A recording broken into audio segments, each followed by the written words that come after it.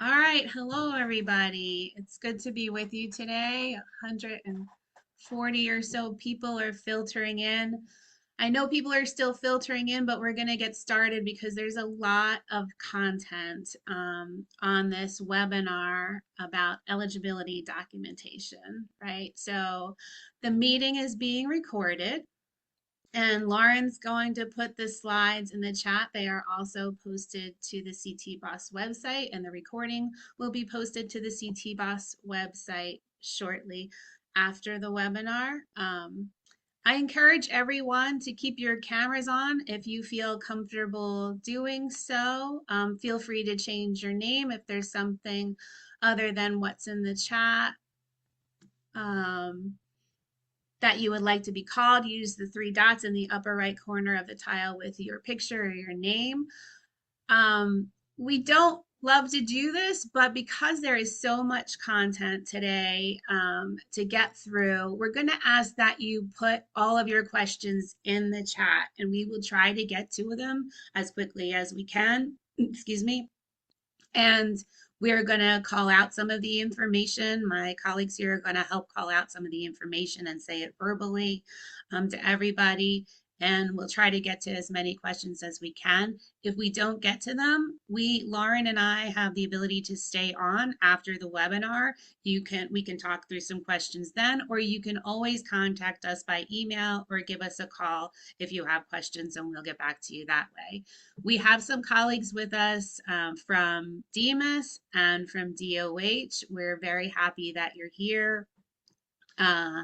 And we may have some colleagues from Nutmeg. We invite you to chime in if you feel like there's something additional to be added, or certainly if there's anything that we're getting wrong throughout the webinar. Okay. Next slide, the agenda. What are we going to talk about today? Welcome and introductions. We're going to talk about what we want to achieve during this webinar. We're going to talk through homeless verification. You know what? I didn't introduce myself. My name is Shannon Quinn Sheeran. I'm from Housing Innovations, and I'm joined by my colleague Lauren Beretti, who's here from Housing Innovations. We're going to share the slides here. So again, happy to be with you all. Sorry about that. We're going to talk about homeless verification. What is it? What project types homeless verification applies to, and the specific requirements for each project type. We're going to talk about income verification and the specifics of what's required to stay in rapid rehousing. Age verification that applies to youth projects specifically. We're going to talk through the new HMIS homeless verification view and the applications of that to program eligibility. And then lastly, we're going to talk about chronic homeless and dedicated plus verification and disability verification as it applies to those programs, and then questions and suggestions at the end. Why are we talking about eligibility documentation today? We know that resources are scarce, right? There aren't enough units and beds to meet the needs of people experiencing homelessness throughout the country and certainly throughout Connecticut. Some of the regulations having to do with eligibility help us to make sure that those resources that are scarce are targeted to people in most need of them. Another goal of the eligibility requirements is to match the person in need of housing to the appropriate project type that meets the needs for that person. Inadequate documentation for eligibility for each project type can result in recapture of funding. So if HUD comes in and says, no, this person doesn't, from the documentation you have on hand, this person is not eligible for the program, HUD could potentially say that the person was never eligible. They can take back the funds from the point of entry of that person into the program. Also, we because there are so many rules and regulations, doing this webinar gives us the ability to present the information, hopefully in a clear way to you all. So you have it all in one place. As I said, the slides are on the CT-BOS website and they're there for your reference, and the video will be there shortly. So you don't have to memorize everything that we're saying. If you can, more power to you, but it's there to look up if you need it. And the eligibility qualifications are one of the most significant findings often during our Connecticut state monitoring. So as I said, there are many different kinds of rules and regulations for COC funded projects from HUD. Eligibility can be complicated and it can be nuanced.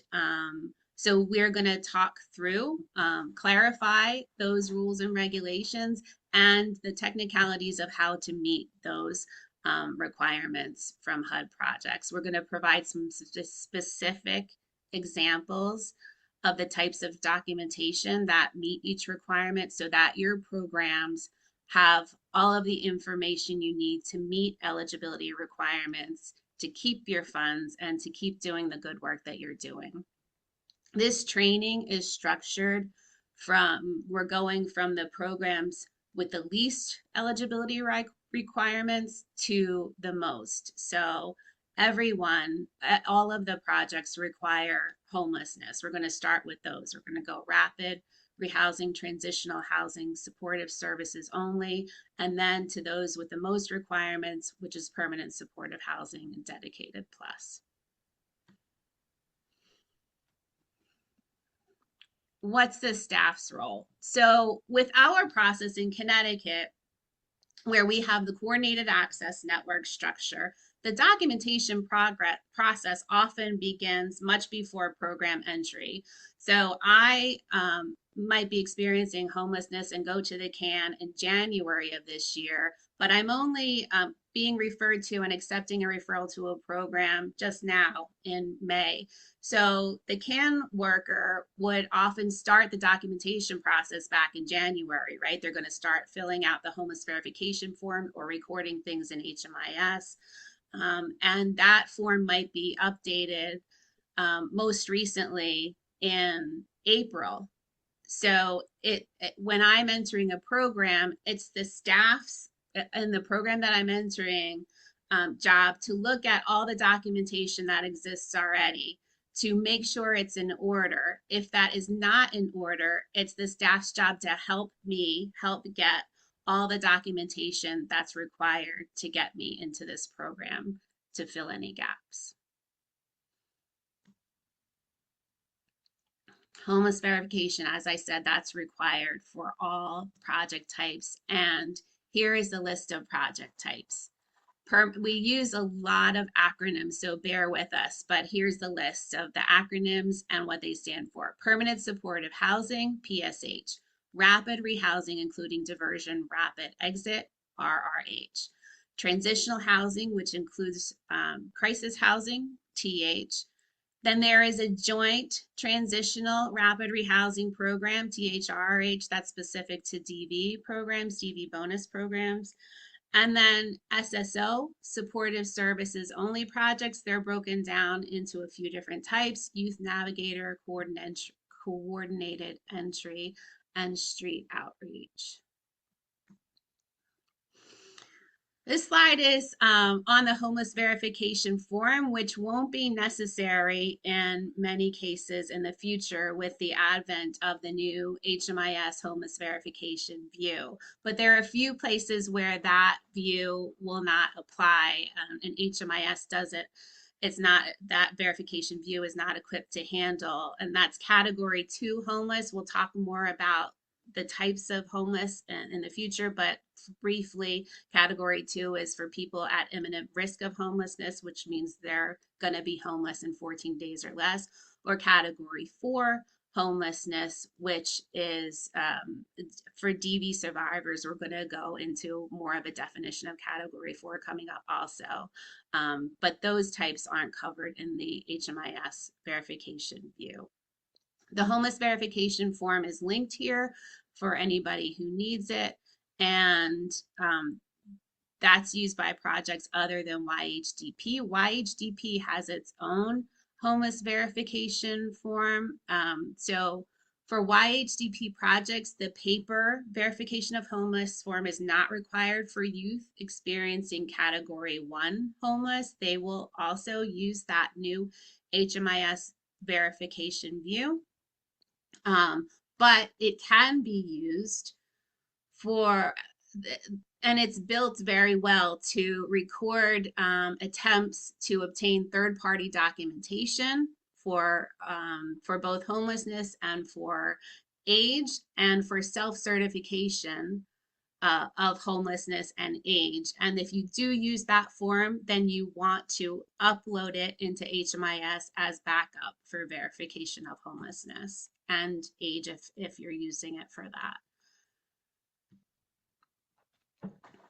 So documentation, documentation. We're going to say that a million times throughout this webinar. Backup documentation is truly the verification HUD is looking for, not the homeless verification form. And that's what HUD is going to look for. So what that looks like is capturing a snapshot of the HMIS homeless verification view, or a letter from a shelter or another third party saying that the person was homelessness. And we're going to talk through what that might look like in upcoming slides. Or you're going to complete that self-certification form that I talked about for YHDP. Upload backup documents to HMIS. And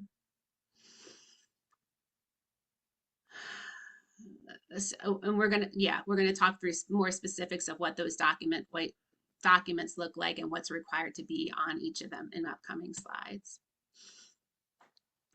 The CAN referral form has been updated.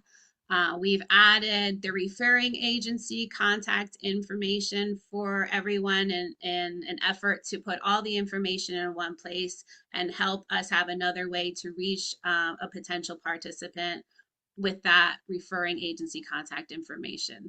We added Category 4, fleeing or attempting to flee domestic violence, simplified the dedicated plus verification for PSH section, and removed reference to chronic homelessness because all PSH grants are now dedicated plus. The intent behind the updates are to acknowledge the new HMIS verification of homelessness requirement and make it more user-friendly. And it will also enable a simplification of the paper verification of homeless form in upcoming weeks or months. So what is this definition of homelessness? Different communities have different definitions. The education community has a different definition than Health and Human Services or HUD. These are the HUD categories of homelessness. Category 1, literally homeless,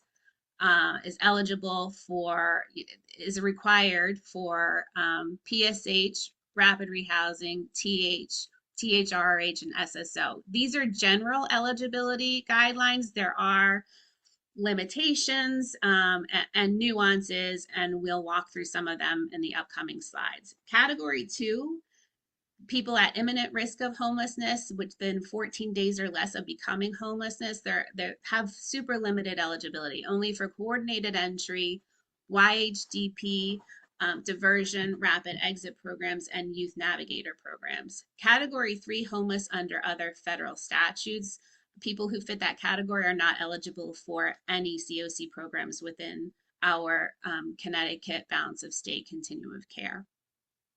Category 4, fleeing or attempting to flee domestic violence. We'll go through more nuance in that definition coming up. They're eligible for rapid rehousing, transitional housing, THRH, all types of YHDP assistance, coordinated entry, and then Category 4 is required for DV bonus projects. This slide walks specifically through the different types of rapid rehousing. I'm not gonna talk through all of the details in this slide. It's here for your reference, but I do wanna highlight that there is an income requirement across all rapid rehousing programs at the time of annual review. So at the time of annual review, the gross annual income for COC projects must be below 50% of the adjusted median income, AMI, that's for COC funded projects. And for ESG funded projects, the AMI, their income must be below 30% of AMI.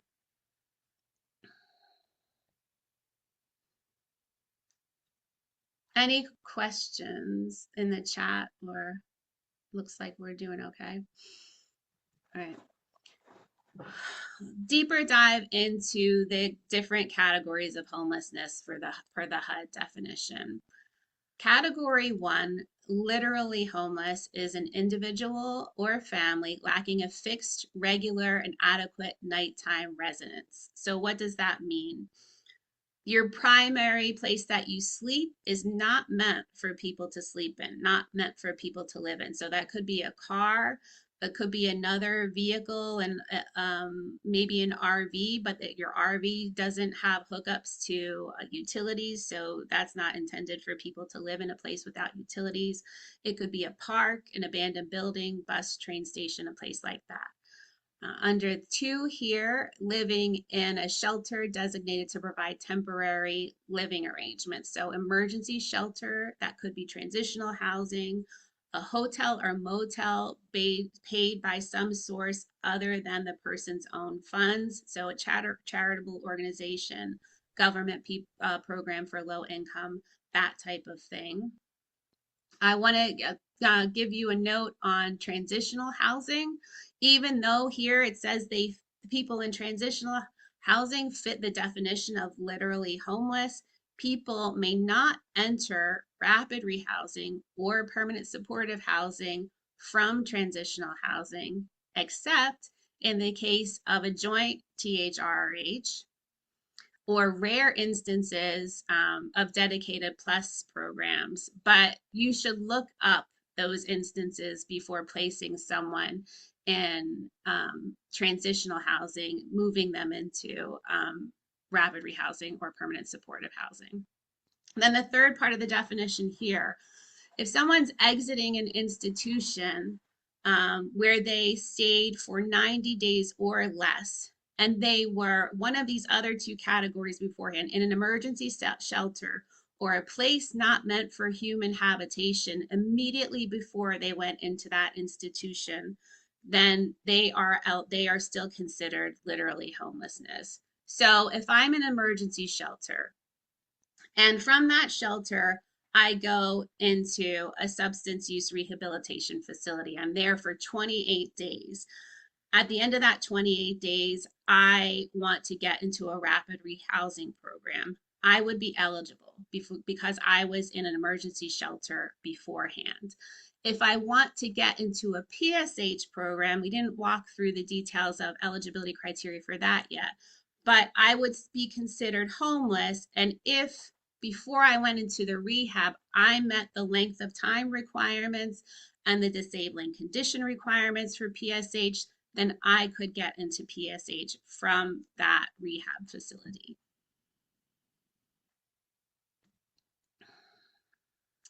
All right, here's where we dive deeper into the domestic violence, the category 4 definition. We want to be sure to include the full scope of this domestic violence homeless definition. As you can see here, it includes dating violence, sexual assault, stalking, or other dangerous, life-threatening conditions related to violence against an individual or a family member, including a child. I'm going to give you all a little tip. Keep this in mind because there might be a quiz that involves this instance coming up. We often refer to this category of housing simply as DV, fleeing DV, but it is important to note that it does include all of these forms of violence. And there are the other 2 aspects of this definition too, right? So they're fleeing, attempting to flee, and then they also have no other residence, and they lack the resources or support networks to obtain other permanent housing. there are some additional specific details for YHDP that we'll talk about in upcoming slides. So there are different requirements depending on if the provider agency is a victim service provider. A victim service provider is an agency that intends to serve people who are surviving domestic violence, dating violence, stalking, etc. Or if you're not a victim service provider or a VSP. If you're a victim service provider, the person comes to you and says that they are fleeing, they have no subsequent residence, and they lack resources. As long as that is documented, that is sufficient for meeting eligibility criteria. So either the person saying that like writes it down, self-certifies it, or the worker says this is what the individual applicant told me, and they certify. That fits eligibility criteria. For a non-victim service provider, there's another layer. So you as the worker need to make attempts to confirm what the person is saying. So if it is safe to call a family member or like a pastor or some other person who could confirm this information, you make those attempts. If the safety of the individual is jeopardized, don't make those attempts. Just document what the person is saying to you about their fear for their safety.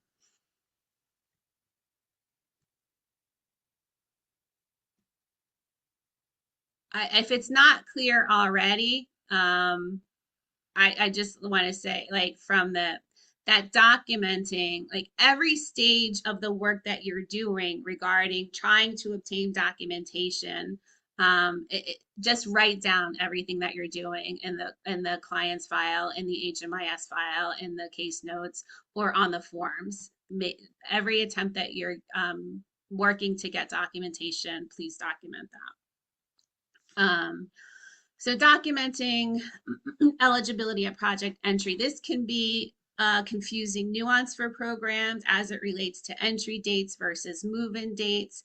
It's not uncommon for us to see CAN documentation where the CAN staff is getting ready to refer the person to a program, and all of the documentation is through the date they're completing that form. Then a few weeks later is when the person is actually offered and accepts the placement.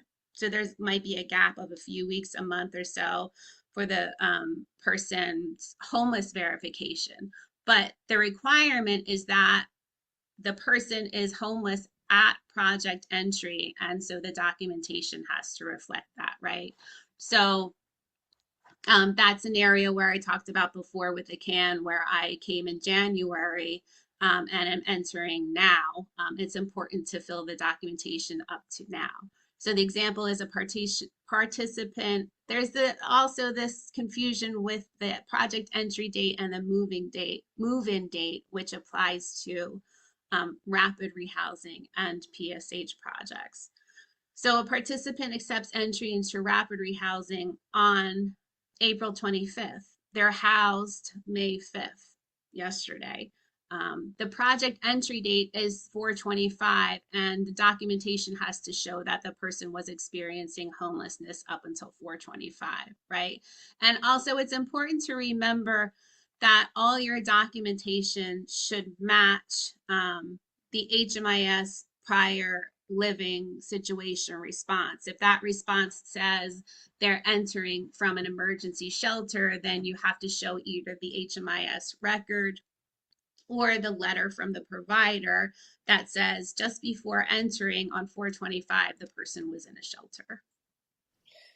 Shannon, I just wanted to really quickly emphasize the thing at the top of the slide about, so when we come to monitor, or when HUD comes to monitor, what they're going to consider, or we are going to consider, as the project entry date is the date that it says in HMIS the person entered the project, right? So that's the date you want to make sure that they're documented to be homeless. You know, it doesn't have to be exactly on that date, but pretty close to that date. Great, thank you. There's a question in chat. Just to clarify, and I might be wrong, I thought exit from institutions had to be less than 90 days. That is not 90 days or less. I'll look it up, Tim. I don't know off the top of my head. I'll put the answer in the chat. Okay, and then Eric is saying, I thought the documentation had to show homeless status up until the night before program entry. Yes, that makes sense. Like, yeah, I mean, Lauren, you look like you're gonna say something. that's ideal, but I think it's not. I mean, I think for HUD's purposes, like they're probably not gonna like if you knew that somebody was, housed and that's documented, then absolutely they shouldn't be admitted into the program. But HUD's probably not gonna block at something that's close to the program entry date. Um, And just it also, so it could be the night before is the night they leave the shelter and they enter your program the next day, or it could be a 1 day overlap too, right? That's okay. I think either is acceptable. Um, for ESG rapid rehousing, do folks have to be, what does LH mean? Up until the house date. Literally, sorry. LA Um, to literally homeless. I I think so. Do you know the ESG or somebody from DOH know ESG? I think it's the same. I think people I, should be yeah, should be yeah, I literally would assume so. Yeah. yeah at project entry for ESG also. Who's responsible for documenting homelessness? As I said before, they can often start the, but it really is the staff at the project that the person is entering to review all the documentation that exists and make sure that it is complete as you're entering the person into the program. Um, for YHTP crisis, would clients be eligible for rapid or PSH? That's a TH, right? So no, only under super specific circumstances. In general, no, they would not be eligible for rapid or PSH. All right, I'm going to keep going. Entry into multiple projects. So just pay attention what is required, what documentation is required for entering each type of project. Um, Rapid rehousing can't use the same category 2 verification, for instance, as Youth Navigator can. So in most instances, if a person is entering a new type of project from another COC project, you're going to have to review and revise and update the eligibility documentation. In the example here, going from a Youth Navigator to those different types of programs. So in the slide before, category 2, imminent risk 14 days or less, you're going to be homeless. That type of person can enter a Youth Navigator program. But if you're still within that 14 days and you're not literally homeless yet, you cannot enter a rapid rehousing or a PSH program. You can enter the diversion reentry program, but it's still so if it's within the 14 days from like very close to the point that you entered the Youth Navigator, you could use that. But if it's not, you're going to have to update that. Street outreach going to rapid rehousing transitional or PSH is you have to be, as long as the person is literally homeless and you can show that they're literally homeless upon entering the new type of program, that's eligible, but you need to make sure all your documentations are in order. And then coordinated entry to rapid TH or PSH. Again, that category 2, that imminently homeless, is eligible for coordinated entry, but not for rapid TH or PSH. So for entering those, you're going to have to show that the person is literally homeless. Oh, we're going to do a poll. And we're behind already. I think we should just go through this as a group instead of doing a poll. Okay. So Raymond, the can determined Raymond was eligible for rapid rehousing about 2 months ago. There's a verification of homelessness in the HMIS record from March 2026. A rapid rehousing spot opened up at the beginning of this month. Does he need updated verification of homelessness? And if so, who's responsible for ensuring that verification is updated? Please put your answer in the chat.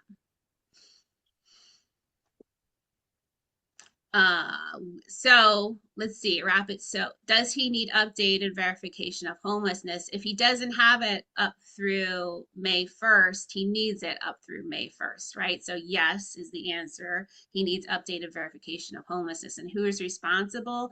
The staff at the rapid rehousing program he is potentially entering is responsible for ensuring the information is uploaded. And we always suggest that a supervisor review eligibility documentation because of the recapture risk, right? Right. Thank you. Homeless requirement. HUD has put together an order of prioritization for what they would like us to get, what they would like COC programs to get as verification of homelessness documentation. So third-party documentation as listed here is the gold standard. If we can get that, we get that. What qualifies as that? HMIS homeless verification snapshot at can matching and at project entry, a letter from a shelter, drop-in center, soup kitchen, outreach worker, a letter from another community member, such as a clergy member, a counselor, who can verify that the person is living in a place not meant for human habitation. That letter must be on agency letterhead if that's applicable. It must be signed and dated, and it must include the name and the title, if applicable, of the signer. And we're going to walk through some additional requirements for those letters. Some examples of third-party documentation and what their requirements are. Community members, so like non-professionals in the homeless and service provider arena, must have physically seen the place the person is residing, and the intake worker, if they're when they're looking at that information, have to use their professional judgment regarding the reliability of that information. The requirements are much more flexible for housing and service providers. So these providers may document homelessness even if they encounter the person in a different setting. They don't see where the person is sleeping. So a soup kitchen, a drop-in center, those staff can write a letter that says why they believe the person to be homeless, indicate their judgment, and that's acceptable. The provider letter or verification, now we can do this in HMIS, right? Must specify each month of an encounter, living conditions, and the nature of the conversations that they're having with the person that would indicate the person is homeless.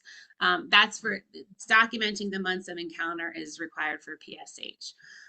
Also for PSH, you can't provide documentation for months when you didn't see the person at all. You can't say, yeah, like I've seen them for the first 5 months of this year, 4 months of this year, except for February, but all the other months I assume they're homeless, so I assume they're homeless in February too. That's not allowable. Where the provider didn't see the place where the person resides, again, they have to state they believe the person is homeless to the best of the knowledge, their knowledge based on professional judgment.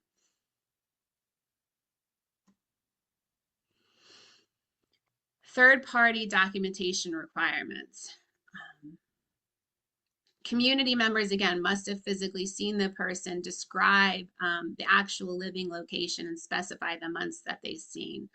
There are specific regulations related to intake workers. So if an intake worker has only encountered the person experiencing homelessness in the present moment that they're coming seeking assistance or doing the intake, Then an intake letter is not considered third-party verification.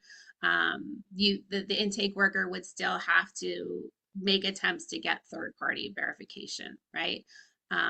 And the intake worker must use professional judgment, cite the reasons why you believe the information is reliable. So an example is an intake worker encountered a client at such and such a soup kitchen on multiple occasions in January when the client reported they're staying at emergency shelter. The worker has had conversations with emergency shelter staff regarding client stay in shelter at the time, or saw the client at the warming center in February 3 times. So these are the kind of details we're looking for, right? The conversation revealed the person was sleeping outside. The warming center staff corroborated that information, said the client was coming in regularly.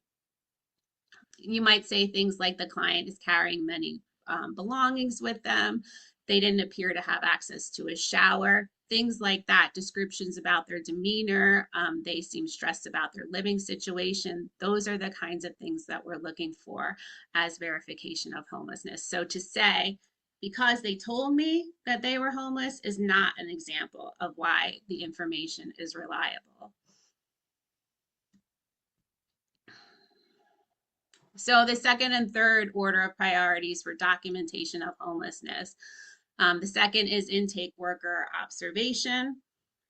Again, the staff member of receiving project has not physically seen where the person's sleeping, and they must include professional judgment, as I talked about in the last slide. And lastly, self-certification, which is allowed only as stipulated on slide 23. And always, if you're doing either of these, you have to have documented attempts to get third-party documentation.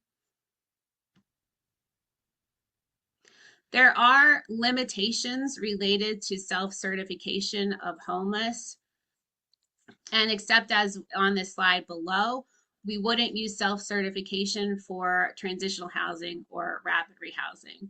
YHDP, use only when third-party documentation or intake worker observation is not obtainable, and you must document your attempts and the outcome of those attempts to obtaining third-party documentation. So if there's a barrier somewhere, you talk about that. Category 4, DV, use self-certification when safety is jeopardized, right? By if you were to contact a family member, the person says, no, for God's sakes, don't do that. I don't feel safe for you doing that. Then you just document that the person doesn't feel safe. PSH, dedicated plus, we're going to cover that on slide 63. Always, always, always document attempts to get third-party documentation unless that would jeopardize somebody's safety.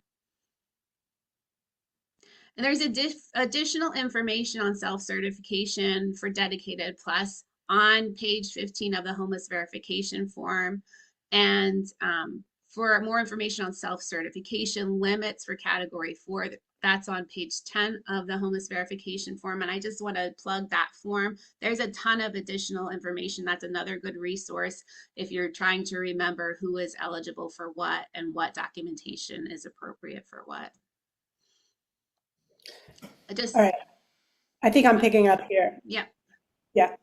Thanks, Shannon. Yeah. Hey, everybody. I'm Lauren Peretti from the Housing Innovations team. It's great to see you all this morning. Before I jump into these slides, I just want to address a dialogue that's been going on in the chat to clarify something. So if you are from the admitting program, right, somebody's entering your rapid rehousing program, let's say, it may very well be that the referring program is responsible for updating the documentation of homelessness, but you ultimately are responsible. A supervisor in the admitting program ultimately is responsible for ensuring before you admit somebody, those updates have happened and you've got the eligibility documentation in the file. Because if HUD comes and monitors and finds that you don't have the eligibility documentation, they are going to recapture the funding from your program, not from the referring program. Okay, so I'm going to move quickly through the next set of slides. We're running a little bit behind. Shannon already talked about this. So though generally, as Shannon has very eloquently described many times, you are always going to try to get third-party documentation before you rely on self-report. That is not the case if somebody, if there are safety concerns, right? So for example, if someone reported to you that they're afraid of their partner, they had been staying with their partner, but they can't stay there anymore, they're afraid of that person, you're not going to call that person to verify their homelessness. Instead, you're going to document what the person is telling you, you're going to document the self-certification, and you're going to document why you didn't try to get third party. Next slide. All right. So, and then also when someone tells you that they are afraid, right, that they're fleeing a dangerous or life-threatening situation, right, they are the expert in their own experience, right? You do not need to verify that, in fact, they are afraid. All you need to do is document the fact that they are afraid. And there's a link here to a deeper dive on some of the nuances of how to interpret the Category 4 definition that we're not going to have time to get to today. Next slide. So this is really about making sure, and Shannon talked about this a little earlier, making sure that all the pieces of the documentation match each other, right? This is less of a concern now that we are hopefully primarily going to be using the HMIS verification tool, not the paper form anymore. But there's still some cases where you're going to be using that paper form. And so you want to make sure what it says on the paper form matches what it says in HMIS. So for example, if the paper form says that someone is category 2 homeless, right? They're living with a friend and they have to leave within 14 days, then the HMIS should say that the prior living situation is staying or living in a friend's room, apartment, or house, right? That would be an example. You want to make sure that those things match. All right, next slide. So I cannot say enough how excited our team is about the new HMIS homelessness verification tool. We just want to shout out our friends at Nutmeg and at Demas for all the blood, sweat, and tears that went into creating this tool. It is a tremendous step forward for everyone. So if you've not already checked it out, please, please, please check it out and start using it right away.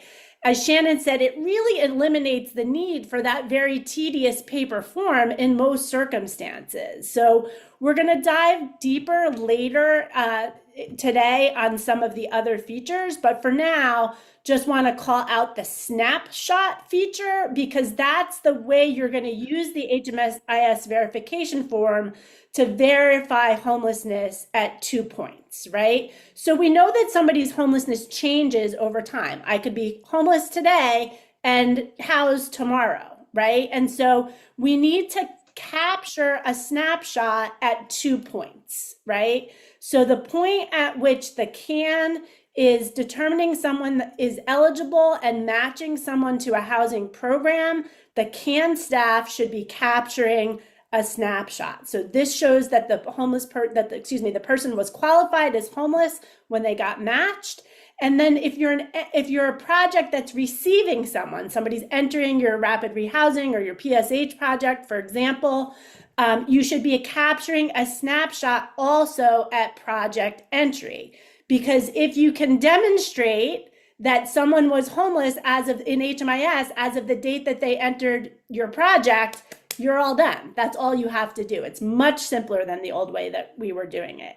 So again, in most cases, getting the snapshots at those 2 times are going to eliminate the need to use the homeless verification form. That paper form, as Shannon said, is now only required for category 2 or category 4 homelessness because those kinds of homelessness are not documented in HMIS. So you've got to use a paper form still for those kinds of homelessness. And then you also, as Shannon said, will still have to do something on paper to verify self-certification and attempts at third-party documentation. And we're going to talk later about how the homelessness verification in HMIS can help support those processes as well. So for the most part, we are moving away from the paper form and are going to be doing things in HMIS. Next slide. So this slide shows you exactly where in the HMIS view of homelessness to find the snapshot, right? So at the top there's a little camera icon and it says capture snapshot. That's the button that you're going to use to capture a snapshot at those 2 points that I just described. So, and then once the snapshots have been captured, they're going to be saved and you look at them through view snapshots, right? So that's the button next to capture snapshot here. And then like the verification of homelessness, the old paper form, the snapshots also require 2 signatures, right? So generally someone at the can is gonna take a snapshot and sign off on the initial signature field here when somebody's being matched to a program.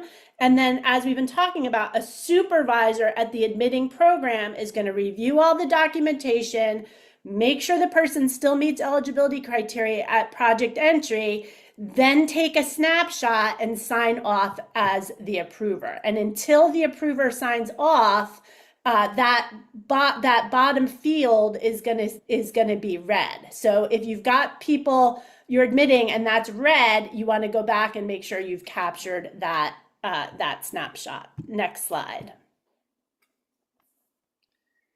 So this is an example of a case where you will not be able to verify homelessness in HMIS. So this is a sample letter from a clinician that documents category 1 homelessness.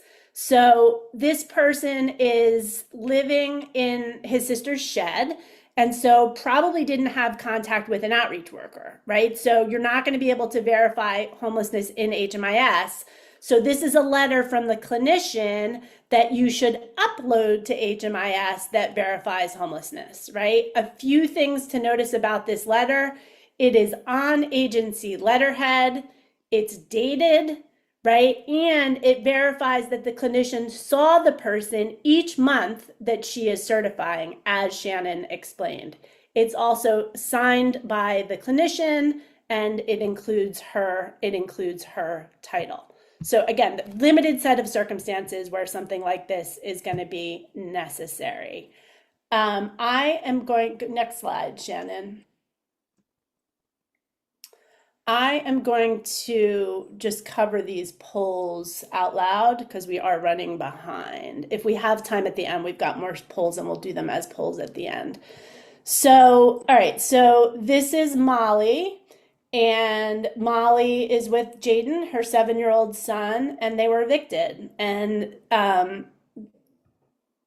they live with family for the past year. They were bouncing around a lot, but they're currently camping in a tent in the woods. So based on this information, does the family qualify under HUD's category 1 definition of homelessness? I'll give people a couple seconds here to think about it and put the information in the chat.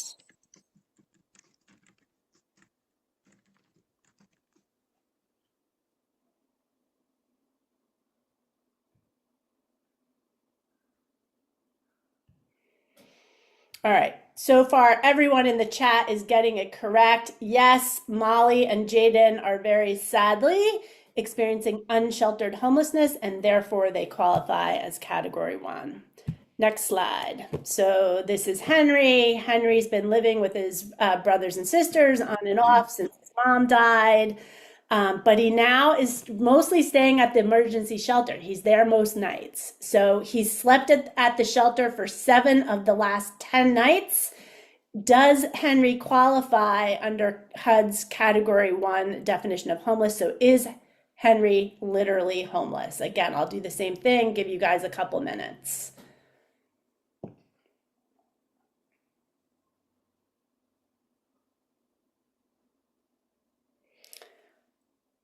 All right, you guys are rock stars. Everyone is getting these polls correct. Yes, Henry is staying at the shelter for the most part. Just because he stays here and there with someone else does not mean he does not qualify. He is category 1, literally homeless. All right. Rapid rehousing income at entry. Shannon went over this earlier, right? So this requirement only applies to rapid rehousing and only at annual review, so not at project entry. So you don't need to make sure somebody meets these criteria at the point they move into your project. You do need to make sure they meet the criteria when you're recertifying them after a year. Hopefully people are not staying in your rapid rehousing for more than a year anyway, so this is not hopefully not often relevant. But if you've got a COC funded rapid rehousing program, you want to make sure that their income is documented, which you have to do anyway for rent calculations, and that they are below 50% of area median income or AMI. And for ESG, it's below 30% of AMI. Next slide. All right. So the next set of slides pertains primarily to youth homelessness demonstration or YHDP projects. So Shannon talked a little bit about the category 2 definition of homelessness earlier. So as she said, in CT BOS, category 2 is only going to qualify people for coordinated entry, YHDP, diversion and rapid exit, and youth navigator programs.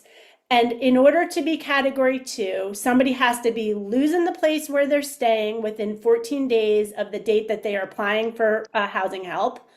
They have to not have another place where they can go, right? No subsequent residence identified. And they have to not have the ability to be able to find another place to go without your help, right? They need to lack the resources and support networks in order to obtain other permanent housing.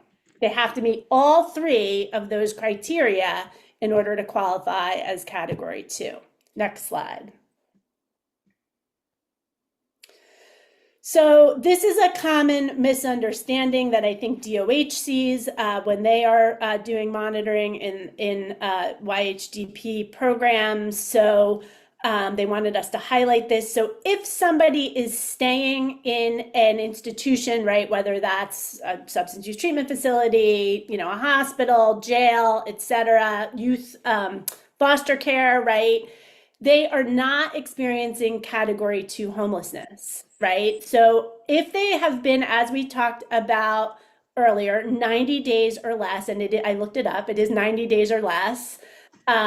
If they are have been in that institution for 90 days or less, and they were either in shelter or unsheltered just prior to going into that institution, then they are category 1 homeless. But if they resided in that institution for more than 90 days, unfortunately, they are not eligible for COC, including YHDP resources. Now, that changes if when they exit the institution, they have to go to shelter, or hopefully this isn't happening, but probably does, unfortunately, have to go to an unsheltered situation. Once they enter shelter or an unsheltered situation, then they are category 1, okay? But they can't go directly from the institution if they've been there for more than 90 days to one of our programs. Sadly, not our rules. These are the HUD rules. All right. Next slide. So this is talks about what documentation you need to demonstrate category 2 homelessness. So you've got to have documentation that they're going to lose their housing within 14 days, right? That could be an eviction notice, probably most commonly, or it might be a statement that you got from their dad saying that they can't stay there anymore, right? You want to show that they've got, you know, can't pay for a hotel or a motel, right? So some kind of bank statement would be great if you could get that. And then a statement, if you're going to rely on self-certification, then you want to document that, and then also document your attempts to get third-party verification, right? So maybe you can't get a bank statement right away, so you want to document the young person saying that they don't have the ability to pay for a hotel and motel. and that they have no other safe alternative place and no resources through which they can obtain such a place. All right, next slide. So this is a common error that we see, that when somebody is doubled up, right? They're staying with a family member or a friend or whatever, um, and you're qualifying them as category two, not attempting to reach out to the place where they have been staying to determine and document that they can't go back there, right? So you need to get either a letter, or you can just call and get the oral statement and then document the oral statement, from the person that they were staying with, to document that they can't stay there anymore. And this is not only important just to for documentation purposes, right? It's also a really good diversion practice, because you may be able to negotiate an arrangement where they can stay there, and then that young person does not have to enter the homeless services system. So again, both good diversion practice and required in order to document homelessness. Next slide. Oh, All right. No. No, I think we're good. Yeah, there we go. Nope. We are on, nope. Keep going. One before. Oh, There. one before. Yeah. One before. There you go. All right.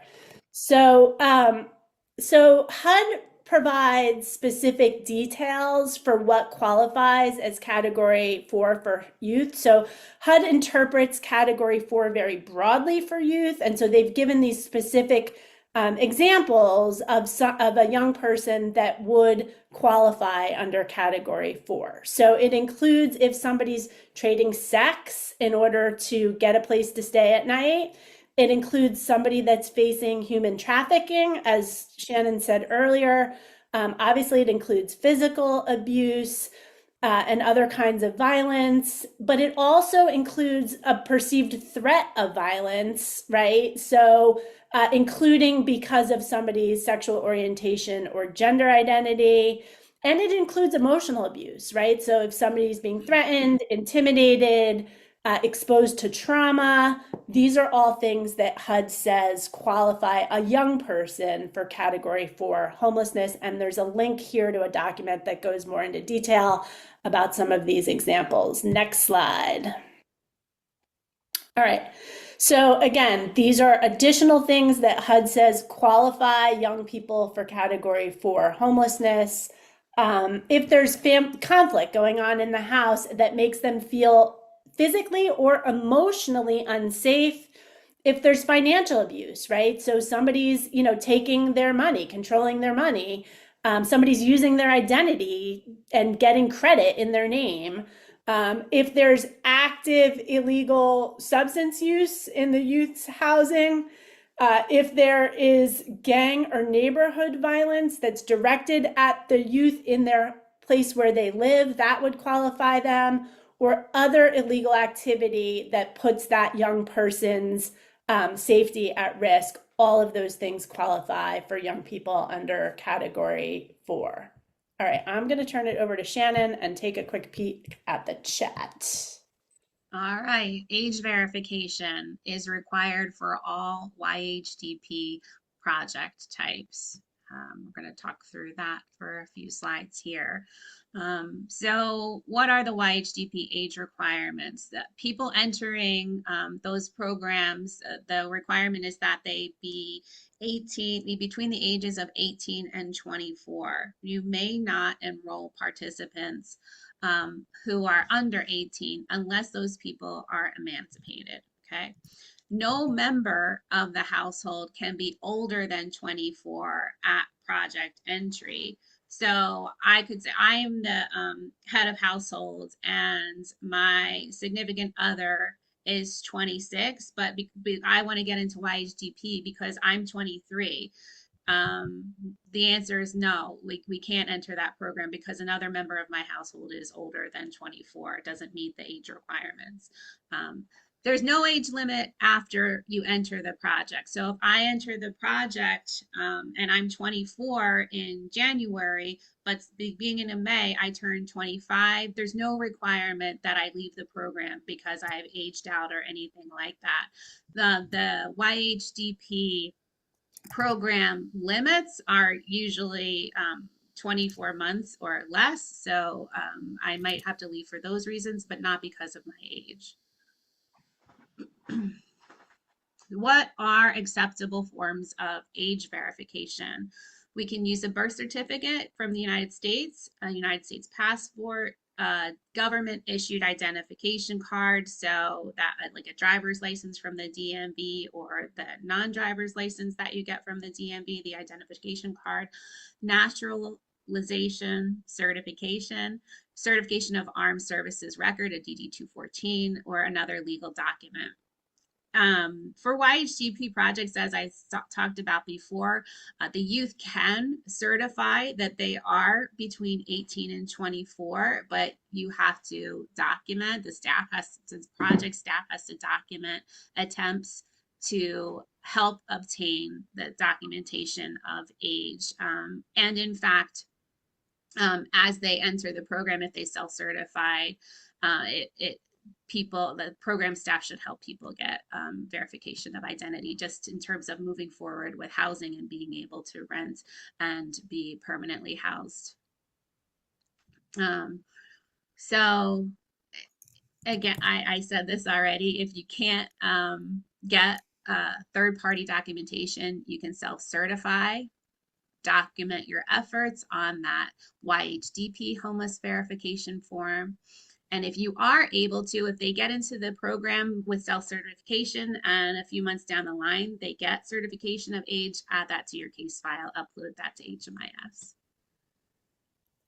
Important reminders about safety. I'm not going to go through that again. We already talked about that. So here's an example of how I'm going to document as program staff age for YHDP programs. On January 5th, I say that I'm fleeing domestic violence in my most recent home. Oh, this is the documentation. Sorry. I'm the staff and I'm actually going to write this down. The participant reports he's fleeing domestic violence in his most recent home share with a boyfriend. Contacting the boyfriend or returning there to get his birth certificate and driver's license would be dangerous. So he says it's dangerous. I'm writing that down.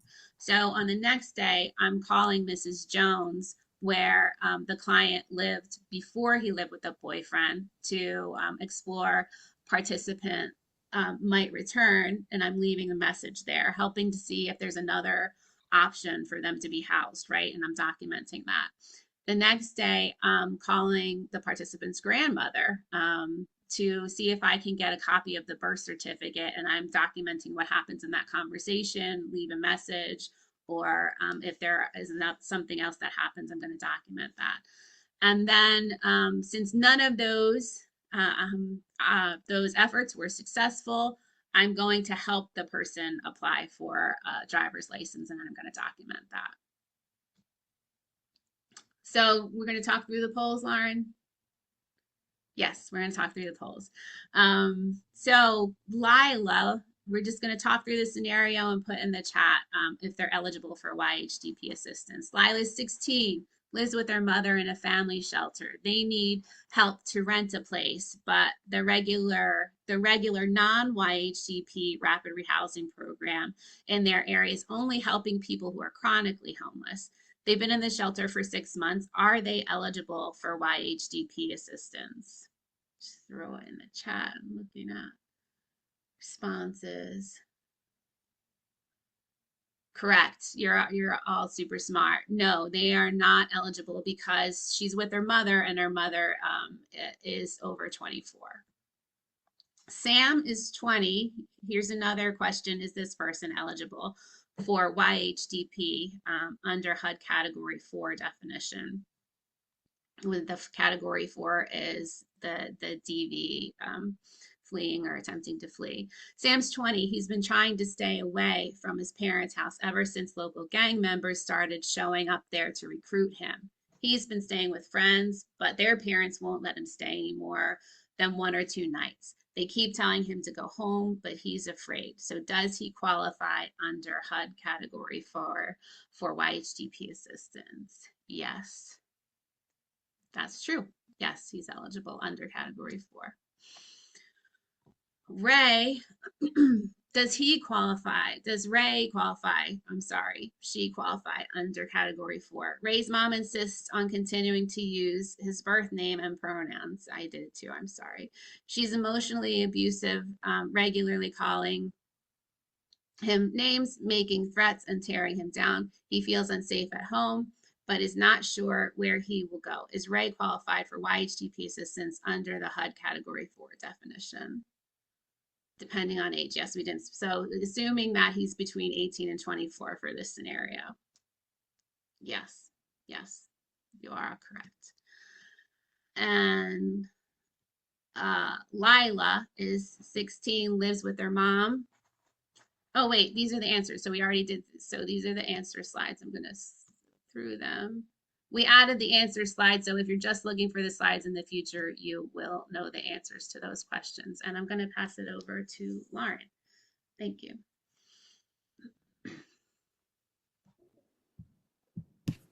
Hey, everybody. Sorry, I was answering something in the chat and got distracted. So, okay, so now we're going to talk about the dedicated plus definition of homelessness. So all PSH in Connecticut is designated only for people who meet this definition, dedicated plus, unless there isn't an eligible applicant in your CAN who does meet the definition. There's that little exception. So just the reason for this, right? So permanent supportive housing is the most expensive resource that's funded by the COC. And we all know that there is not enough of it. So we want to make sure that it's reserved for the people who have been homeless the longest and who have the highest acuity needs. So for a very long time, for those of you who have been around a while, we used to use the chronic homeless definition for PSH. And since 2021, we changed and now we use the dedicated plus definition. Unfortunately, it gives you a little bit more wiggle room to qualify more people than the chronic definition, but not a ton. And unfortunately, it is very complicated definition. But again, as we said earlier, there is good news because the amazing tool that was built by Nutmeg with the help of Demas in HMIS makes verifying dedicated plus homelessness so much easier than the old way. So as of April 1st, all PSH should be using that new HMIS homelessness verification view. Trust me, if you've not already used it, it is going to make your life much, much, much easier. So we're going to start by looking at the definition itself, and then we're going to look at the tool. So even though, as I said, PSH now uses the dedicated plus definition, that definition refers to the chronic homelessness definition. So we're gonna start there.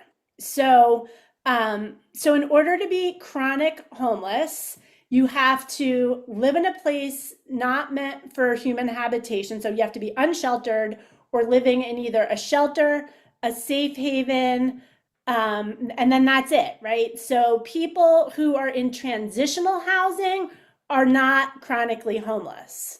That's excluded by HUD from the definition. And, my crystal ball says that HUD is likely to change that given their new direction around transitional housing. But this is codified in a federal rule. And so it's hard for them to change a rule. And so it will take time before they change it, if they are gonna change it. But so to be chronic, you have to live either in an unsheltered place or an emergency shelter or safe haven. We have almost no safe havens in Connecticut. And you have to have lived in that place for either at least 1 year continuously, so 12 months without a break of 7 or more nights, or on 4 separate occasions over the past 3 years. And the total amount of those occasions, when you add them together, has to be 12 months. And then for both the chronic definition and the dedicated plus definition, an adult or a minor head of household has to be disabled, right? So at least one adult in the household has to be disabled unless there is no adult in the household, right? So if you've got a 17-year-old emancipated person, that person would have to be disabled. And if you are chronically homeless, by definition, you are also dedicated plus homeless. Next slide. So we talked about this earlier. If you are staying in an institution, jail, hospital, nursing home, etc., for 90 days or less, then, and you were literally homeless, unsheltered, emergency shelter, or safe haven only, immediately before you entered that institution, then you remain category 1 and you remained chronically homelessness. And the time, because you're still literally homeless while you're in that institution, those months that you're in the institution count towards the 12-month requirement. You can qualify families as chronically homeless as long as an adult in the family or a minor head of household meet all of the criteria on the slide that we just looked at, although we don't tend to have a lot of chronically homeless families. Go us in Connecticut. And the rapid, and if you are, somebody enters rapid rehousing and they were chronic at the point that they entered that rapid rehousing, they retain their chronic status while they're in rapid rehousing, but the time that they spent in rapid rehousing does not qualify as chronic homeless, right? So if they had 9 months of homelessness before they entered rapid rehousing, even if they stay in rapid rehousing for another 3 months, they're not chronic because only the time before they entered rapid rehousing counts. So each occasion or episode has to be marked by a break of 7 or more consecutive nights, not literally homeless. And then to qualify to say that you had 12 months of homeless continuous, that means there was no break of 7 or more consecutive nights. This is all a nightmare. Again, not our not our definition. This is HUD's definition. And this part is good.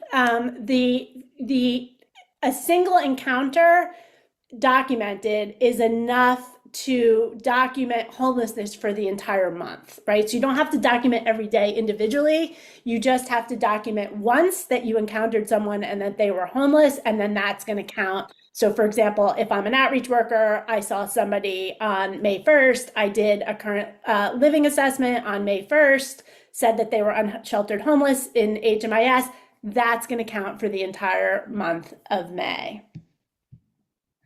All right. So next slide. Yeah, you did it. So this is the current definition. So this is the dedicated plus definition. So this is the current definition we use to establish eligibility for all PSH in Connecticut.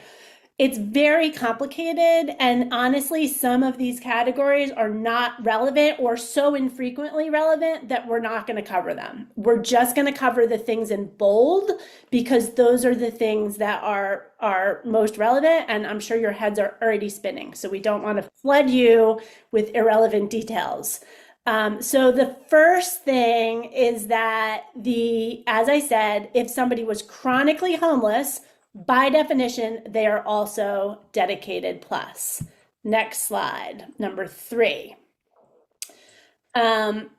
Certain people who were housed in permanent supportive housing or rapid rehousing and lost that placement are also going to qualify as dedicated plus. So if they were chronic at the point that they entered rapid rehousing or PSH, so not dedicated plus, they have to have been chronic at the point that they entered rapid rehousing or PSH. And they are, they entered that program, they, didn't work out, right? And they are still, they've exited that program to homelessness and they are currently homeless. Then they are going to be qualified as long as they were admitted to that program, exited from that program within the last year prior to the new PSH intake. So this is very narrowly potentially helpful.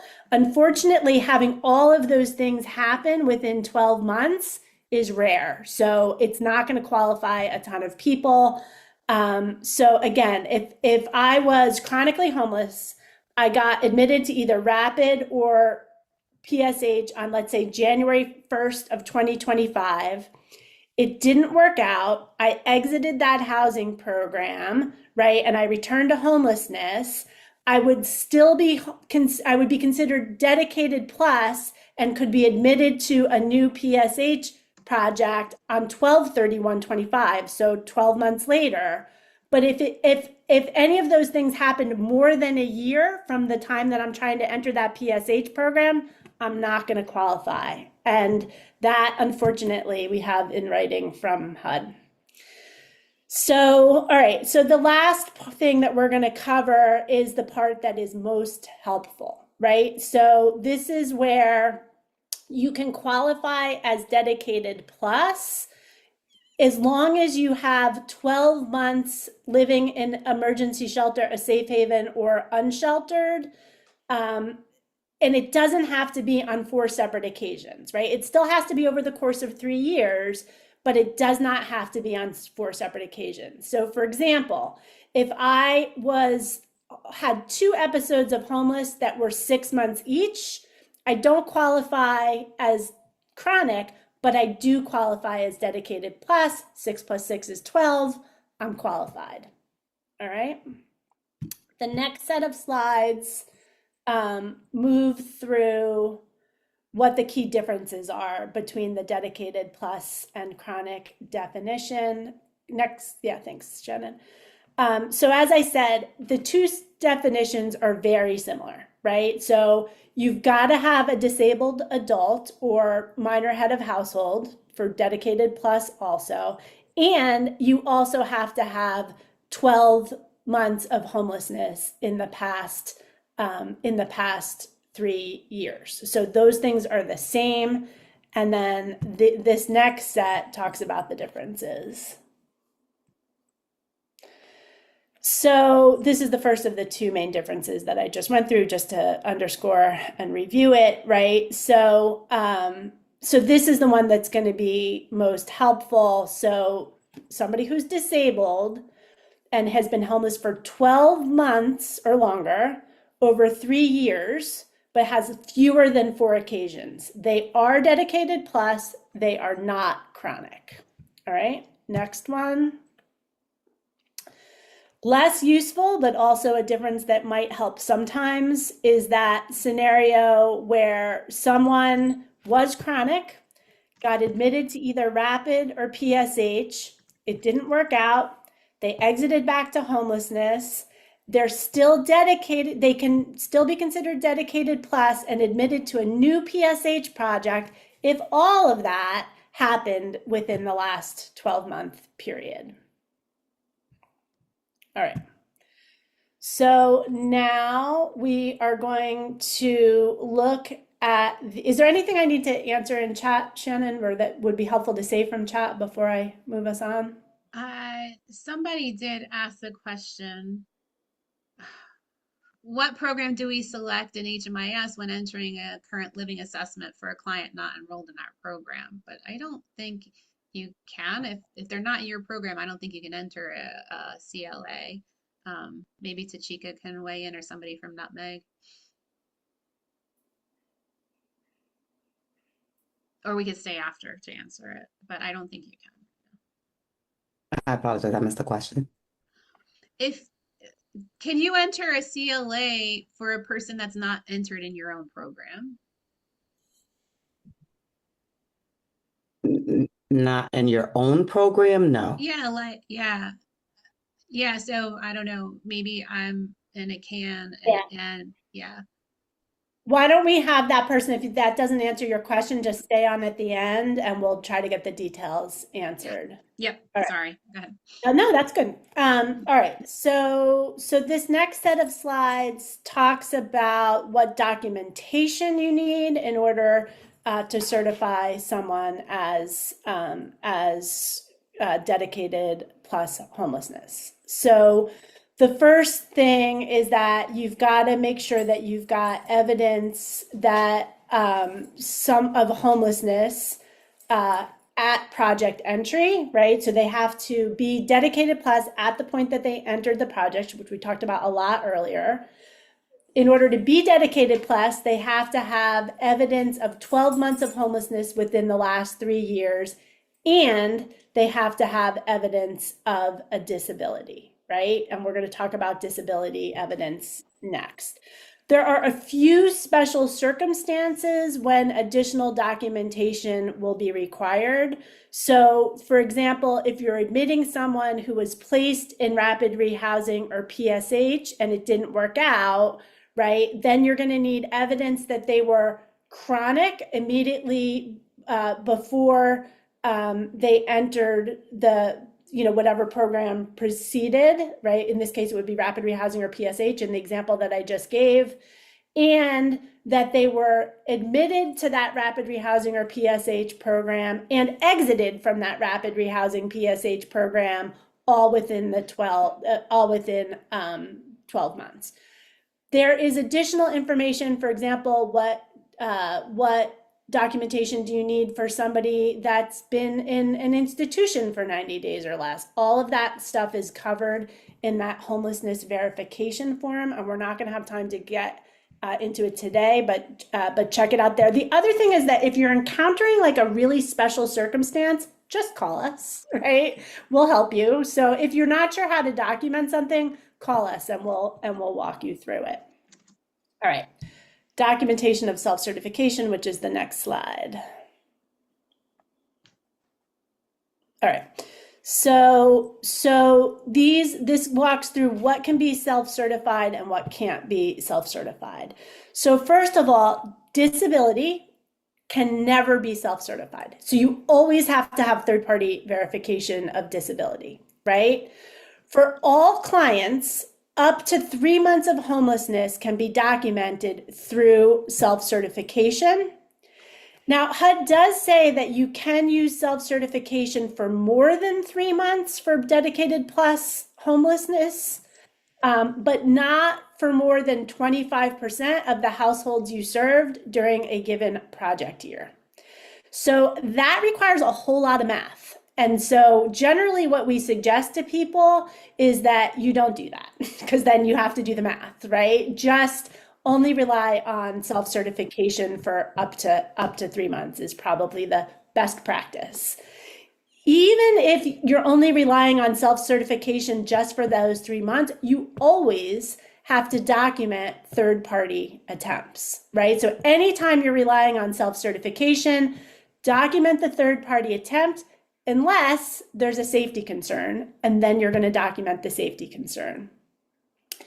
If you are qualifying somebody as chronic, which I don't think, hopefully we're moving away from because we're using dedicated plus now, the breaks in homelessness do not need to be documented. Those can be entirely based on self-report.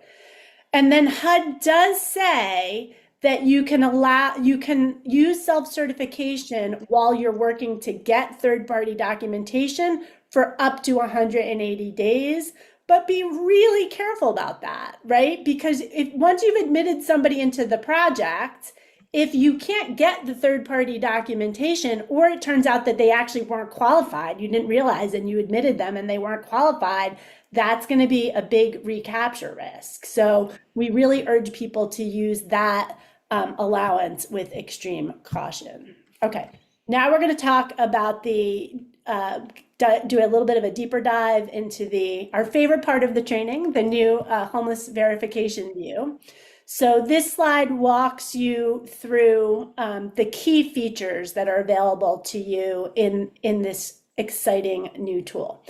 So the first one, which is the one that you're going to use most often to verify, that you are going to use to verify dedicated plus homelessness, only shows you homeless episodes that are in HMIS for the last 3 years. We're going to look at a screenshot of that in a moment.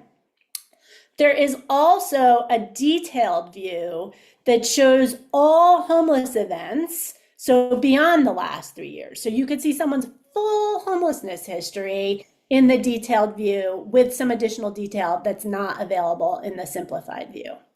Right? The third exciting feature is the snapshot feature, which we talked about earlier. And then the fourth feature is the manual entry feature, which we're going to talk about in a moment. And that really enables you to use the new tool to document episodes that are not otherwise captured in HMIS. And then finally, the supporting document upload feature, which has always been in HMIS, right? That's how you upload, any whether it's a letter from a clinician like we looked at before, or you have to use the paper homeless verification form. Those all are going to be uploaded into HMIS. So we're just doing a quick overview of the tool today. Tashika and the team at Nutmeg did a great training on this back in January, and the slides from that training, as well as a recording from that training, as well as all the details on the documentation for how this all works, are available at the links here on this slide. Next slide. Lauren, there's a question in the Yeah. chat. What if the family is homeless because the child is disabled? Would they qualify for anything? Good question. They would qualify for some things, but not for PSH. So for both chronic and dedicated plus, it has to be an adult in the household. So they're going to qualify for rapid rehousing. They're going to qualify for transitional housing, for joint THRRH, for our SSO projects, our supportive services only projects. They're just not going to qualify for PSH. All right. All right, so this is the simplified view. So it's going to show you if someone has the 12 months they need for dedicated plus homelessness. So you don't have to do the math, right? You don't have to count up all the homeless episodes anymore. The magic of tech does this all for you. So you can see here that this person had 2 episodes in the last 3 years, and that those 2 episodes together were a total of 2 months of homelessness, right? So this person is not going to qualify as dedicated plus. You have to remember that this is only part of what you need for dedicated plus homelessness, because you also need disability, which we're going to talk about next. So seeing a 12 here does not necessarily mean that the person is qualified for PSH. They also need to have an adult who is disabled. The other thing not to forget here is that the person has to be still homeless at project entry, right? So in this case, you can see that the person was living in, it looks like the person was unsheltered and has a current living situation from a street outreach team. But the most recent one is from January 2025. So you've got to figure out where this person has been. Like if you're trying to admit them today to any project, PSH or otherwise, you've got to figure out where they were between January and today and fill that gap to document that they were literally homeless on the date that they entered your project. So, and then if you're verifying homelessness for a project other than PSH, you're definitely going to want to look at the detailed view, because this view doesn't include homelessness in transitional housing, because that kind of homelessness is not qualified for PSH, but it would qualify folks for other kinds of help. So you want to look at the detailed view. All right. Next slide. So this slide helps you to understand what's behind the magic, right? So what are the data sources that HMIS is using in order to count the number of months that somebody is homeless? So for a lot of programs, emergency shelters, a few safe havens, it's going to count the enrollment period. So it's going to look at the project entry and the project end date, and that's how it's going to determine how many months somebody spent in that project. We have some shelters in our system that are bed night shelters, right? So those shelters log somebody in each night that they stay in shelter. For those shelters, it's going to go by those bed nights, right? Were they there on a particular night? So for it also uses current living situation assessments. So if, for example, this is probably where it's going to happen most often. Molly and the team at DMIS have been working hard, and our street outreach providers have been working hard. We can see evidence of that when we go out and monitor to move away from documenting street homelessness through letters and be using current living assessments in HMIS. So if somebody has a current living situation from a street outreach program that says that they were unsheltered on any day in a month, right, it's going to count that entire month towards the 12 months that are needed. You can also use a current living situation to document a pause or a break in homelessness, and we're going to look at an example of that in a minute. You also can and should use the manual entry field to document a break and to document kinds of homelessness that are not going to get captured in HMIS, right? So for example, that clinician example that gave the letter earlier, that's not going to be in HMIS. You can use manual entry to document that. And again, we're going to look at that in just a moment. Right now, we're going to look at it. All right, so this shows you what the information you have to enter in order to document an episode of homeless through the manual feature, right? You need the begin date that that episode of homelessness happened. You need the end date. You need where the person was residing.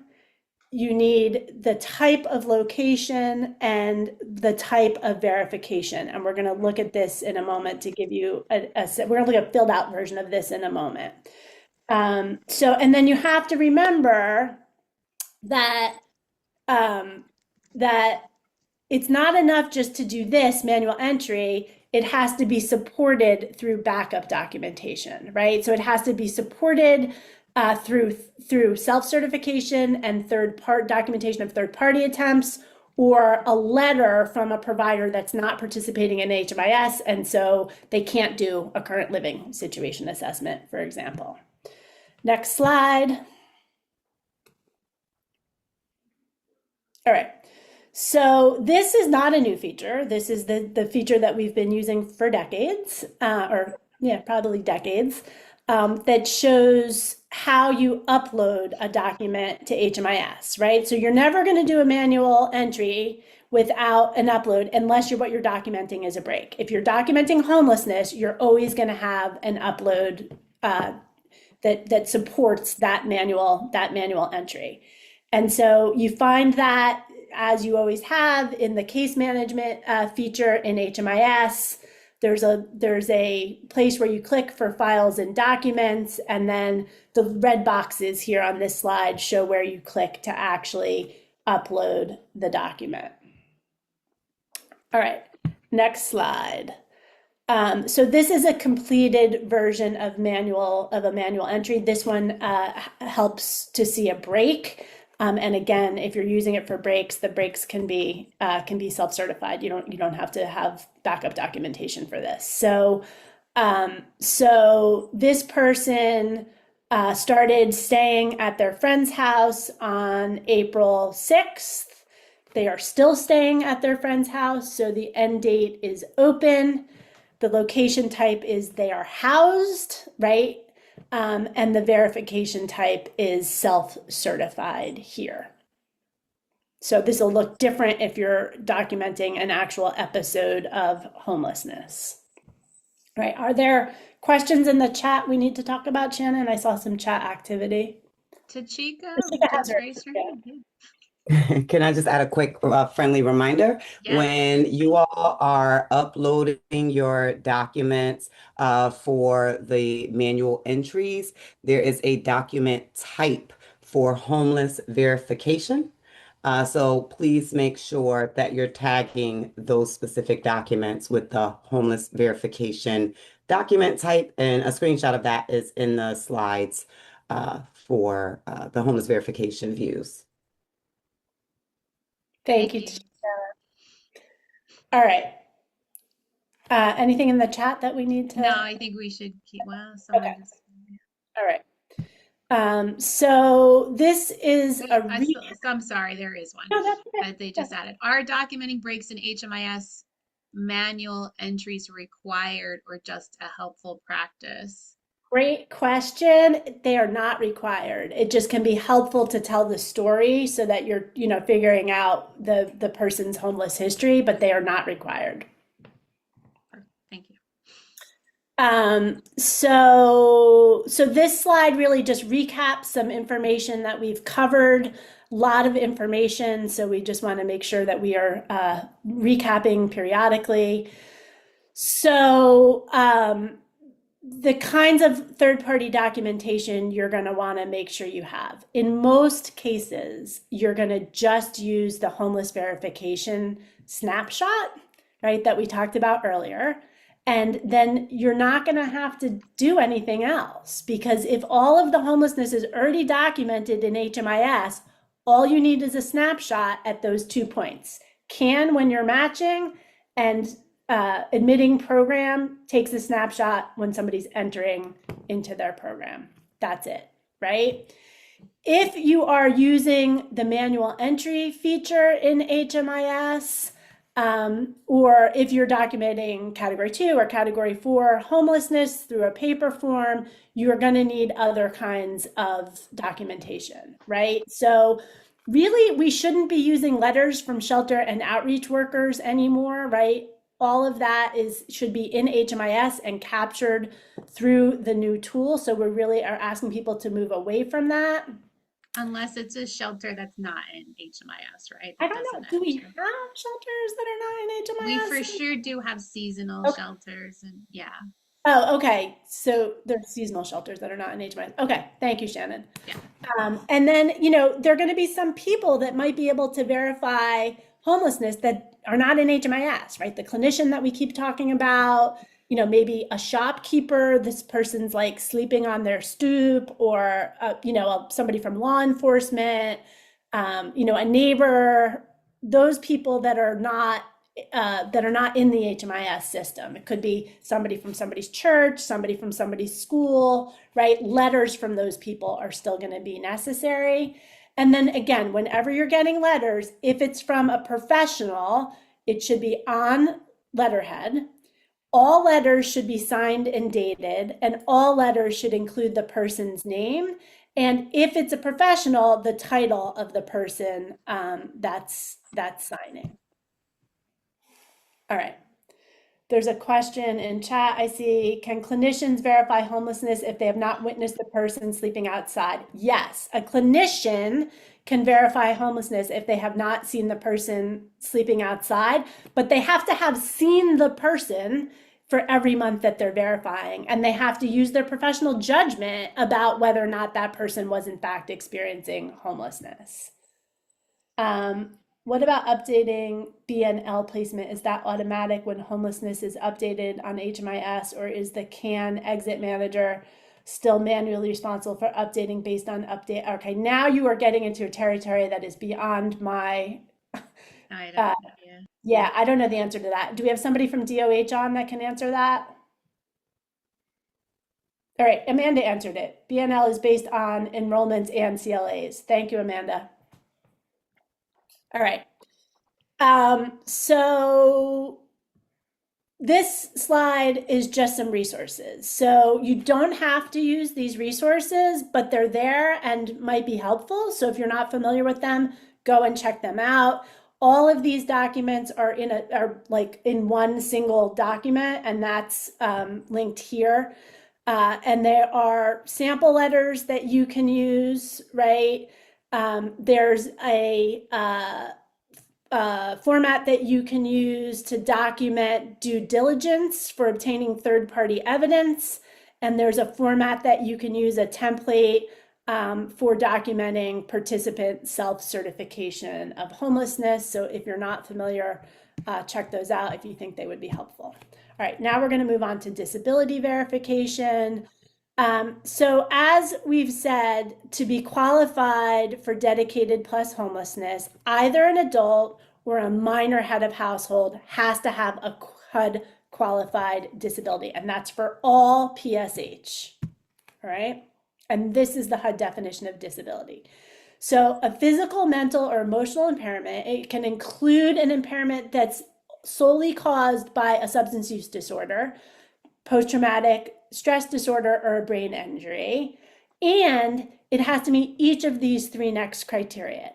It has to be of long, continuing, or indefinite duration. It has to substantially get in the way of somebody's ability to live on their own independently. And it has to be improved. It has to be able to be improved by better housing situation, right? So in addition, people who are either developmentally disabled or who have HIV or AIDS are automatically qualified. So if you're qualifying somebody, which I think this is rare, under a developmental disability or HIV/AIDS, you don't have to document that each of those three criteria, long continuing indefinite duration, substantially impedes ability to live independently, and improved by better housing situation, those are not relevant. So you only need to do those if it's something other than a developmental disability or HIV/AIDS. Important, a lot of our PSH in the state of Connecticut is funded in some way through DMIS, either through a rental assistance subsidy or through services that are DMIS funded. So if you are admitting someone to a DMIS funded PSH project, then the kind of disability has to be DMIS qualified. DMIS qualified disabilities are serious mental illness, chronic substance use, or AIDS, right? Those are the three qualifying disabilities. It can be both SMI and SUD, but those are the three things. All right, documentation of disability. So these are the ways that you can document that somebody meets these criteria. So the first thing, and this is the thing that we most commonly see, is you get a written verification of disability. There's a standard form that you have to use in the state of Connecticut. And that professional verifies on that form that they are certifying the person's disability. You can only verify a disability that's within the scope of your licensure to diagnose and treat that disability. So for example, if I'm a licensed clinical social worker, I can verify a mental health disability, I can verify a substance use disorder, but I cannot verify a medical condition, right? I can't verify AIDS. I'm not a doctor, right? If I'm a certified alcohol or drug counselor, right, my licensure covers only SUD, right? You can't qualify a mental illness if you're a certified alcohol and drug counselor. The professional also, and the form that we use meets all of these criteria, also has to sign off to say that the disability is long continuing or indefinite duration, substantially impedes ability to live independently, and could be improved by more suitable housing, right? That's the first way of documenting disability. You can also document disability simply by nature of documenting that the person had Social Security disability or SSI at the point that they entered the project. If you have that, if you have an award letter from Social Security at the point that the person entered the project, you don't need also a verification from a licensed clinician, right? A lot of times we see both, which is fine, but it's not necessary. So save yourself the trouble. If the person has SSI or SSD, just document that, all right? And then finally, next slide. Same thing applies for a disability determination by a VA. If you can document that the person was already determined by the federal government to be disabled, that's all you need. So some sort of documentation at project entry that the person had a VA qualified disability is enough to qualify for them for permanent supportive housing. And then HUD does allow you to record observation of a disability. but you've got to get the third-party documentation within 45 days. And again, be careful, because if you can't get it, we really recommend that you don't do this because it's hard to be sure that you can get it. But if you're really, really, really sure that you're going to be able to get it and you can get it within 45 days, you can admit them without the disability documentation. And then Lauren. somebody put in the chat, I see that. That's a good point. So if you're entering somebody from for a DEMIS PSH project, which not all of our PSH in Connecticut is DEMIS, you are going to need some kind of documentation that they have a DEMIS qualified disability. So in that case, you're right, going to use that clinician form that we use, the verification of disability form. And someone is clarifying, could a non-DEMIS PSH accept a person to PSH with a documented physical disability only? Absolutely. The professional that documents that is going to need to be a medical professional, a doctor, anybody that's licensed to diagnose and treat. It could be what do you call that? A physician's assistant. It could be a nurse practitioner. Okay. All right.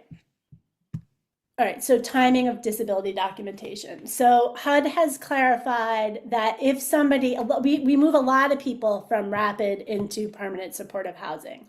So in order to qualify, you don't need to have the disability documentation from before the person entered rapid rehousing. You need to have it before they enter the PSH. So it's okay if you didn't have it while they were in rapid rehousing. You need to get it before they entered PSH. Next slide. Okay, I think the rest of our slide, we've got 10 minutes left. So are there things in the chat that we need to talk about, or should we actually do these as polls? There might be there might be a couple of questions that I wasn't able to answer. So if there were, All right, let's do them as polls. And okay. then we can, and then while we're doing that, we can monitor the chat. Okay. Hello? Hi. Hello? Hi. Hi. So I have a question. So I have a client who had PSH and was also receiving he was paying a portion of rent. So now he ended up being in an altercation around Thanksgiving. So after Thanksgiving, he was in and out of the hospital. Then he was admitted, and then he ended up being on a psych ward, I guess, because he has a history of depression. He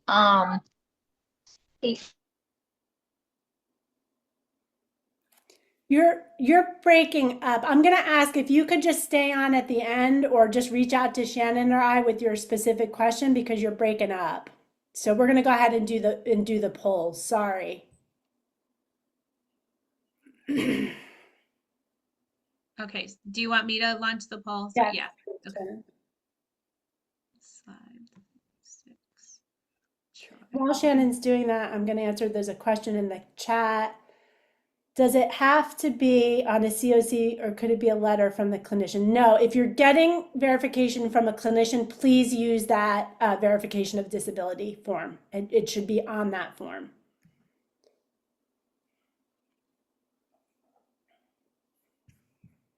All right. So does Troy have a HUD qualified disability? I think I'll go read through it and then we'll stop the poll and answer. Troy has struggled to maintain employment due to anxiety and depression. He's been denied Social Security disability benefits 3 times. He works with an LCSW who can certify that his disability is expected to be long, continuing, or of an indefinite duration and substantially impedes his ability to live independently and could be improved by the provision of more suitable living conditions. So is that HUD's definition? Does it meet HUD's definition of disability? We have 30% participate. I'm going to go ahead and end the poll and share the results.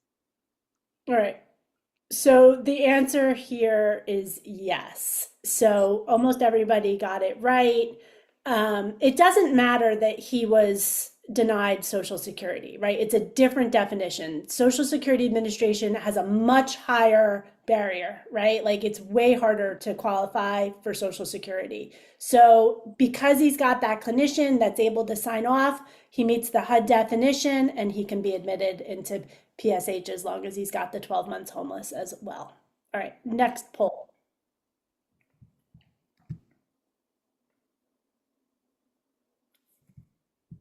Okay, so 77. Andre has a disability resulting from a traumatic brain injury and needs help to sustain his housing. Who can sign his disability determination form? His doctor, a licensed clinical social worker, or either one? Give you a few seconds. Okay, I'm going to go ahead and end the poll and then share the results. All right. So, so in this case, a traumatic brain injury, that's a medical condition. So this was a little tricky. So a license, that's not a serious mental illness. A traumatic brain injury is a medical condition. So it's only his doctor that can qualify him for this disability. If you're ever unsure, again, reach out to somebody on our team, reach out to somebody on the DEMIS team. We can help answer these nuanced questions as they occur. All right, the last poll. You can probably give people a little more time, Shannon, because we're almost at the end here to do the poll. Okay. I think you have to advance the slide again. It's doing that animation thing for some reason. There you go. So Sky, oh wait, I think you went straight to the, oh no, wait, sorry. No, you were right. I was wrong. I was getting confused. Sorry. Do it again.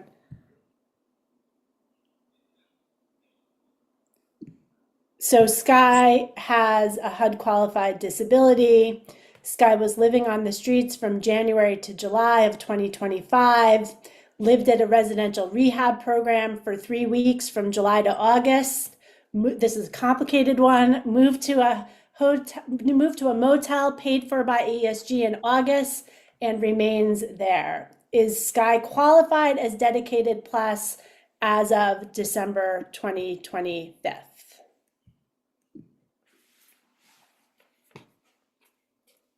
All right.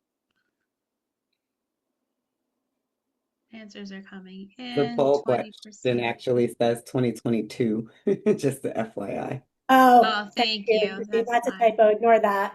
Yeah. Good catch. All right, I'll give you a few more seconds.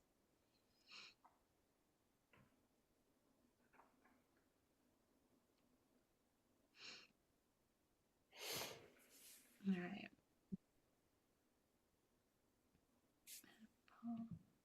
Share the results.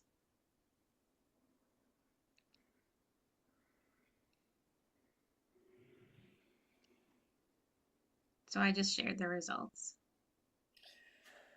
All right, thank you. So the answer is yes. Sky is dedicated plus. Sky is disabled, right? So that qualifies. And then Sky from January to July, that's 7 months, right?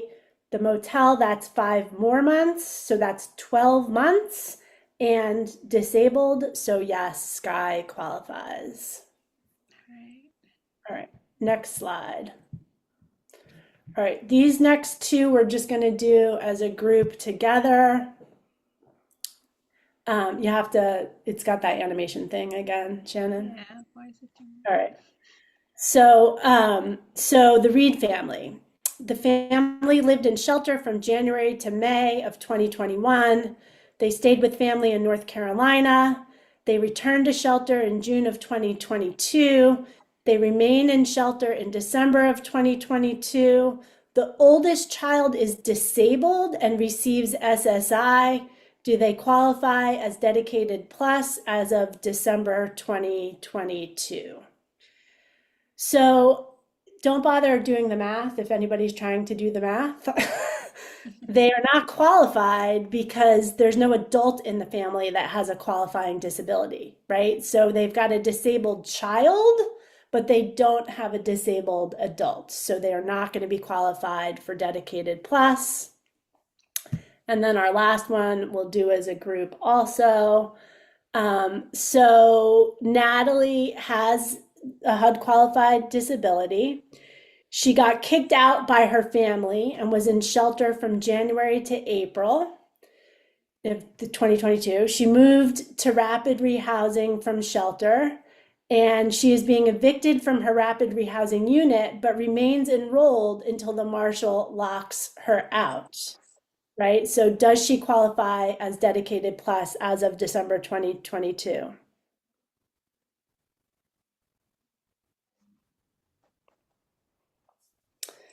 And the answer here is no, right? So for two reasons. She wasn't chronic when she entered rapid rehousing. So remember, the time she spent in rapid rehousing doesn't count towards the 12 months. She has to have been chronic when she entered rapid rehousing. And she was only in shelter from January to April. So that's not enough months. And then also, she's still in her rapid rehousing unit, right? So she's, you know, unless she's not going to be dedicated plus because she's not homeless. She's housed. All right. So just go to the next slide, Shannon. So if you're, nope, the one before that. So these are just all the answers, right? So if you're referring to these slides later on, the key for all of these is here. So you have all the answers. Put up the slide with our contact info. And then this is how you can reach Shannon and I at any time. We're going to stay on now. So if anybody didn't get their questions answered, please feel free to stay on, and we'll answer as many questions as we can. We appreciate you all very, very, very much. This is hard work, and you guys are amazing, and we know you're busy, and we appreciate your time today. So, Thanks, so Sam, everyone. if you can't stay on, we get it. We know we're only scheduled till 12, so please, anytime, reach out to Shannon or I.